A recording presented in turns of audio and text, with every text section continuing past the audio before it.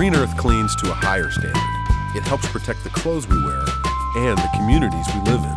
I think we're looking at a society that's not quite so greedy in terms of having something more, something faster, something sooner, and things that will last.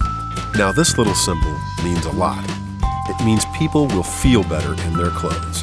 They'll look better in their clothes because their clothes will look better longer. So what are you going to be looking for in the Sustainability Award? I think I'll be looking for something that creates a point of difference. I think a lot of people know about fashion, sustainability and ethics, but there's some things sometimes that are missing, and I'll be looking for them to find the missing point and bring an element of creativity to that and solutions driven so that they can be a part of the future of sustainable fashion and aftercare. Whites won't yellow.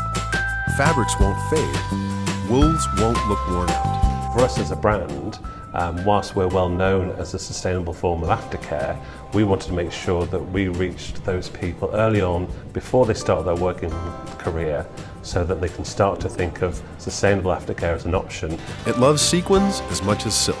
It loves couture as much as cashmere. It loves the earth. I think if we can help somebody, give them a foot up into the industry and give them some more knowledge, I think it's really important to make sure they get a good start and a good career. This label is going places, and it's looking good all the way there, which makes you look good too. I hope to see evidence that they've dug deep, they've done their research, they've looked to see what's out there, looked to see what we do, looked to see what the other elements of the cycle of the clothing looks like. So not just manufacture and dispose, but all the other elements before, during and after.